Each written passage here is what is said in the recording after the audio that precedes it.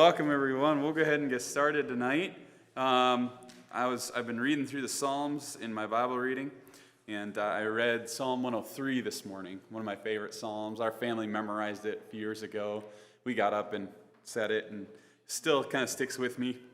But I was really just, again, struck by this thought.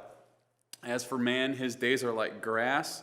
He flourishes like a flower of the field, for the wind passes over it, and it is gone, and its place knows it no more.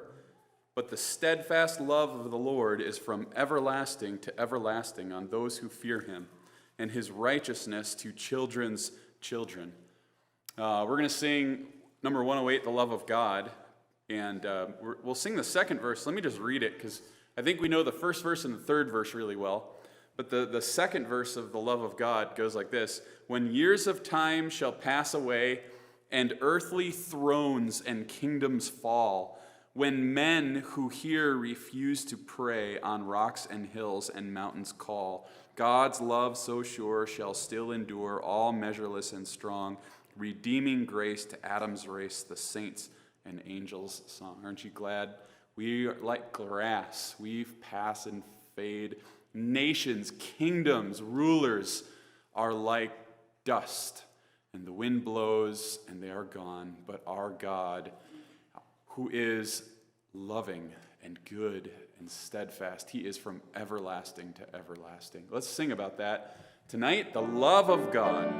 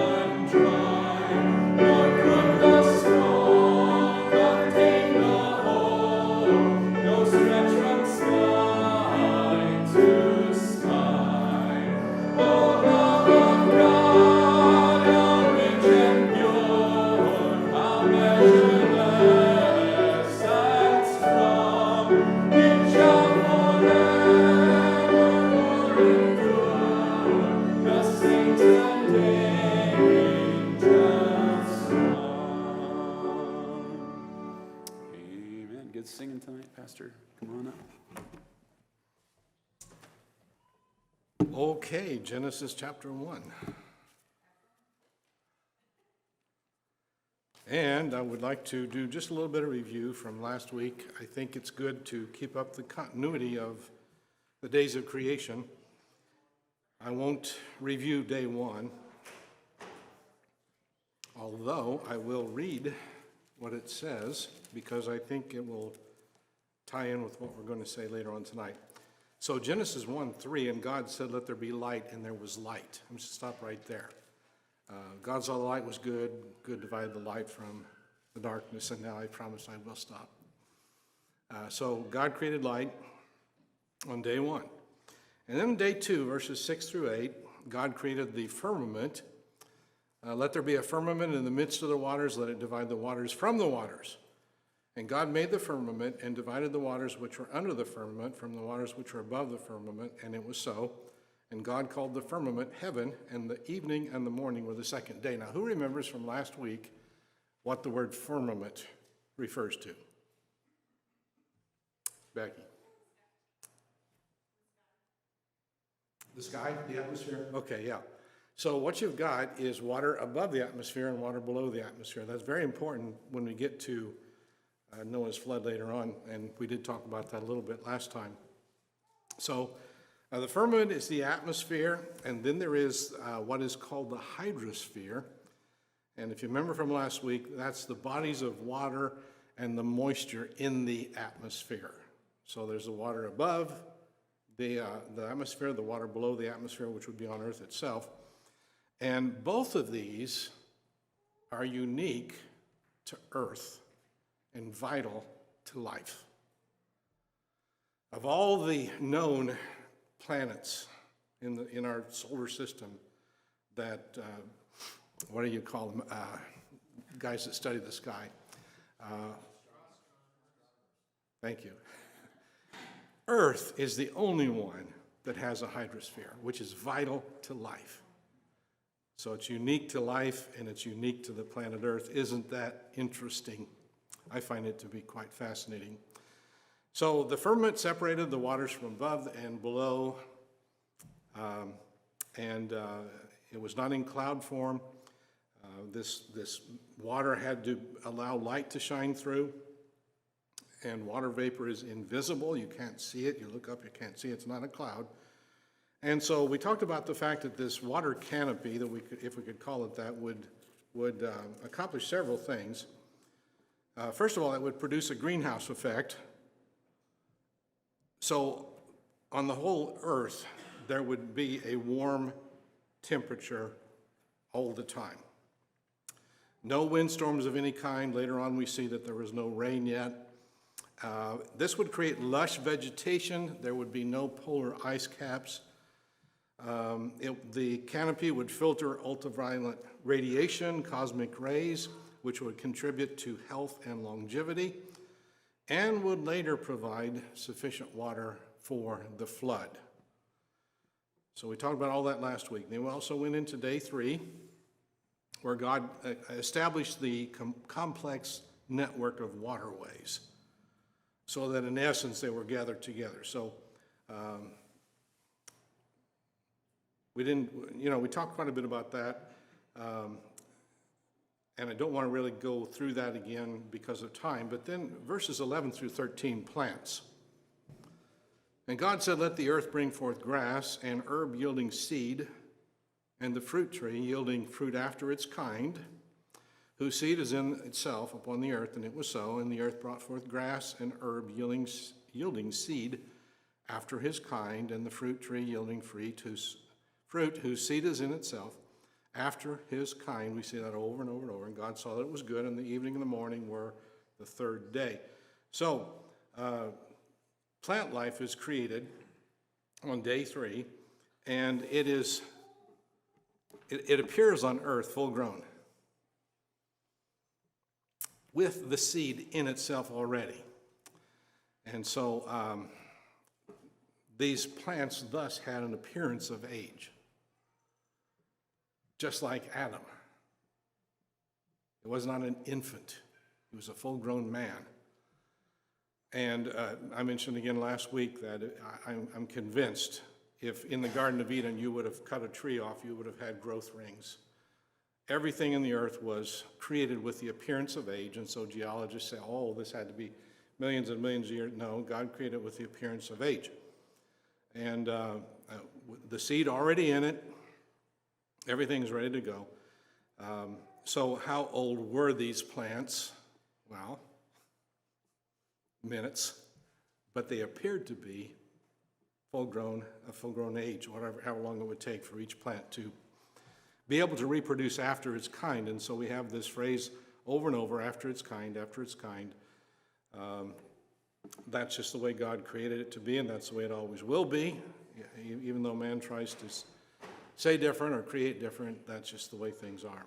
So that brings us into day 4, verses 14 through 19. Any questions thus far? Okay. And God said, let there be lights in the firmament of the heaven to divide the day from the night, and let them be for signs and for seasons and for days and for years. And let them be for lights in the firmament of the heaven to give light upon the earth. And it was so. And God made 2 great lights, the greater light to rule the day and the lesser light to rule the night. He made the stars also. And God set them in the firmament of the heaven to give light upon the earth and to rule over the day and over the night, to divide the light from the darkness. And God saw that it was good, and the evening and morning were the 4th day. What did God create on day 1? Yeah. So was there already light on the earth by the time we get to day 4? Yes. Do we have a problem that there's already light before God creates the lights? Now, it talks about the greater light and the lesser light, which would be what 2 objects? Sun and the moon, both absolutely essential to life. Do we have a problem with the fact that the Bible calls the moon a light? Because the moon does not give light, the sun gives light. How do we, if somebody tells us, okay, we got a problem here, what kind of an answer can we give them? Why is the moon called a light?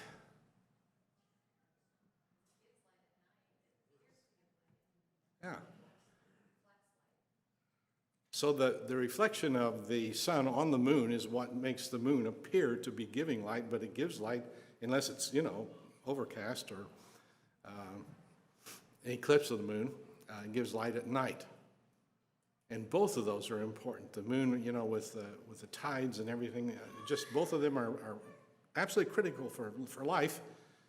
And if the sun was any closer or any farther away, there couldn't be life. It's just, the evidence just piles itself over and over and over. The fact that God created things as we know them today, the life forms as we know them today, don't live as long as it used to, but everything is just like it was back then. So on the first day, God created light, but on the 4th day, God created lights, or literally light givers. And so, yes, the moon does give light. Even though it doesn't produce light, it does give light. And so we have light on earth before the light givers are created. Does anybody know how long it takes for us to be able to see, for light to travel from the nearest star to Earth? Does anybody know how long it takes?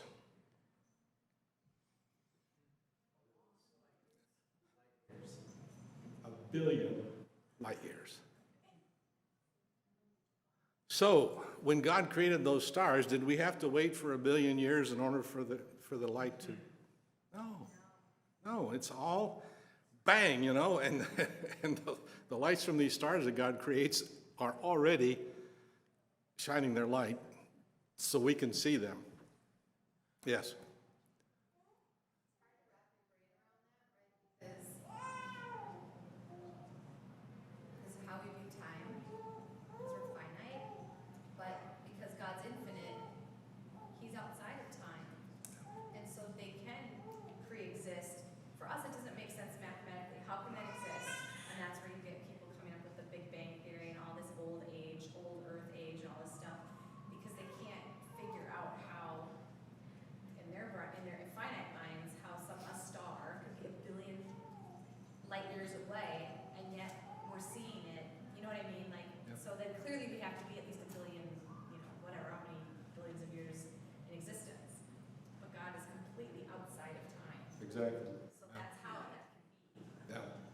And do we understand that?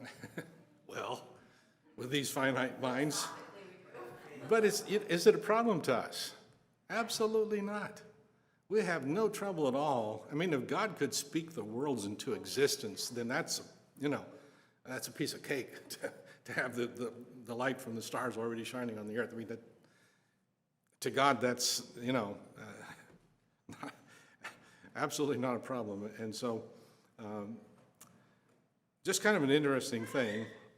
Yes, those stars, when God created them, were immediately visible from Earth. Light is already reaching from the stars to the Earth. And stars are bigger than the Earth, but they are of a much simpler structure. And any planets that we know of absolutely could not sustain any kind of life, period, even though astronomers are trying to find some sign of life out there somewhere. Planet Earth is the only one that was created with the ability to sustain life. Why would there be life anywhere else? No real reason for that. So, and then the passage talks about the stars being used to mark the seasons. And then in verse 14? God said, "Let there be lights in the firmament of the heaven to divide the light from the night, day from the night, and let them be for signs." Now we understand the part of seasons because you can tell what season it is just from the position of the stars because of the rotation of the earth. But what about signs? Well, nobody has really come up with an exact definitive description of what God meant by signs, but we do know there are verses such as Acts chapter 2, verses 19 and 20.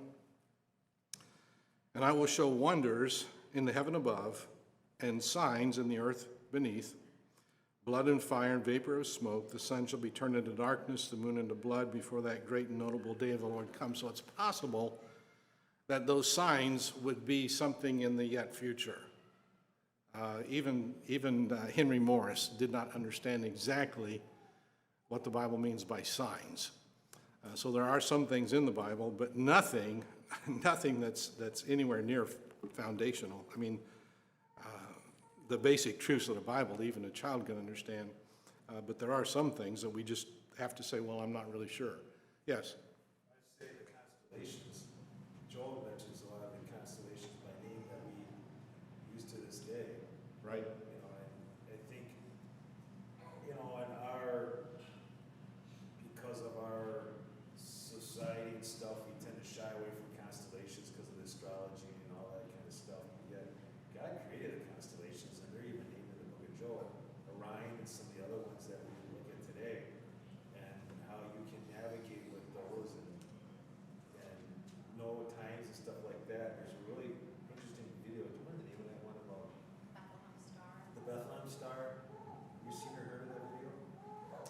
It's a documentary about this guy that did tons of research into it and why the wise men would have been looking for this, because there was an aligning of the stars. And it's like the one star is like the planet. Yeah, it's like, I mean, the chance of those aligning is like centuries and centuries or millennia it would take for those to come to that point. And it's just all the different constellations, like the Lion and the Lamb, they met. I mean, at the time of the crisis, it's phenomenal. It just points to that. It was one of those like a once in a lifetime, or once in an age of the earth time that occurred. And it's something else, yeah. And isn't it amazing that astronomers way back then were able to understand things like that? Some of the things the Egyptians did in ancient Egypt and so on, and just wow. God has placed in mankind the ability to, if you will, read those stars. Now, I'm not talking about astrology, that's astronomy, astrology. Man has taken that to a place that God never intended it to be. But you mentioned navigation, at night a ship could steer in the right direction just because of the stars and so on. So it's amazing, you know. So whatever the Bible meant by signs, some have speculated it means changes in the weather, but that doesn't seem to hold much weight. Any other discussion on that before we go on? Okay, day 6, verses 24 to 31. I'm getting ahead of myself. Day 5, 20 to 23.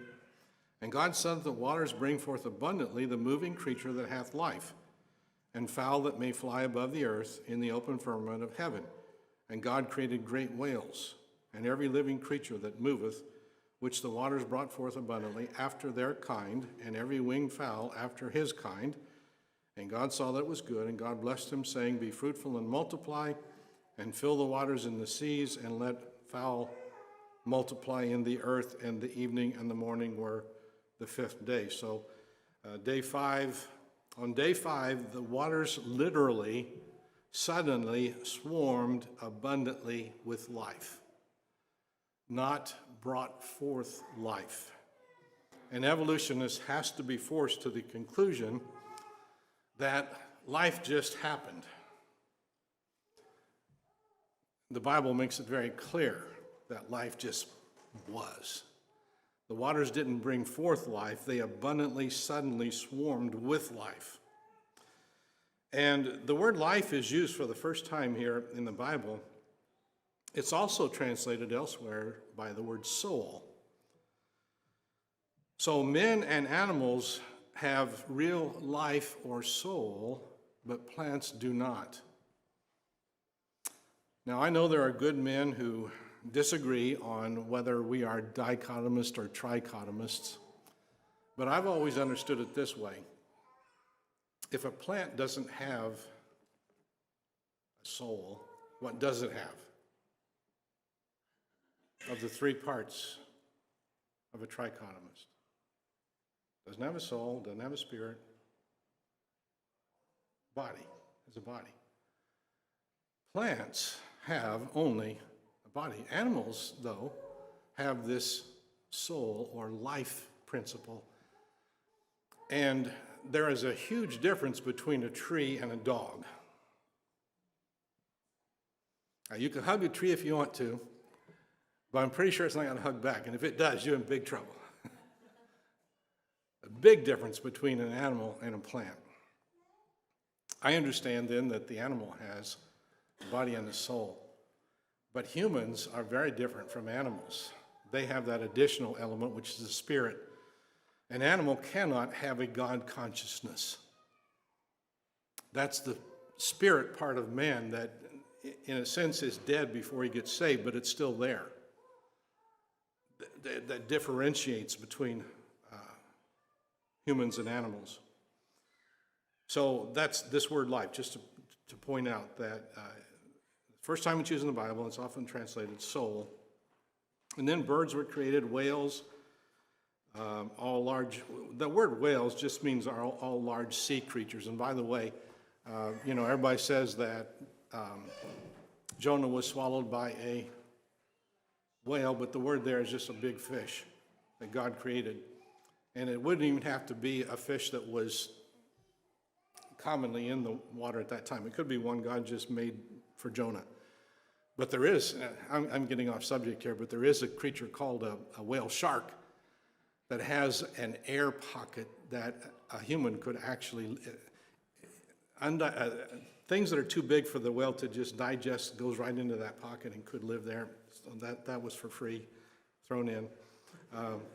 Take it for whatever it's worth. There was a recent news report, if you can believe the news anymore, that a man did, in like our modern day, he was a fisherman, and he somehow got in the water, I don't know if his boat capsized or we just watched it with our kids actually, and I think he's alive now, and he got eaten up by this giant fish, and he got out. I don't know how that all panned out, and they lived to survive to tell it, and it's funny, the secular news was like, maybe there's some merit to this Jonah story, which I thought was really interesting, and that was literally more recent, in like the last couple of years. That's interesting. I had not heard about that. Yeah. So birds were created. They did not evolve from dinosaurs. Sorry to disappoint you. They were created like birds. They were, after his kind, after his kind, after his kind. So all of the inhabitants of the air and water are created then on day 5, and each would reproduce after its kind. And they are blessed as objects of his care and concern. And then close with this, Matthew chapter 6 and verse 26, familiar verse. Behold the fowls of the air, they sow not, neither do they reap, nor gather into barns, yet your heavenly Father feedeth them. Are you not much better than they? And so God takes care of and cares about even the smallest of his creatures in creation. Day 5. Any comments, questions? Okay, that'll be it for tonight then. I actually only have 2 prayer requests that I want to mention. Some of you will remember Josh Sheely. He actually stayed with the Andersons for a while.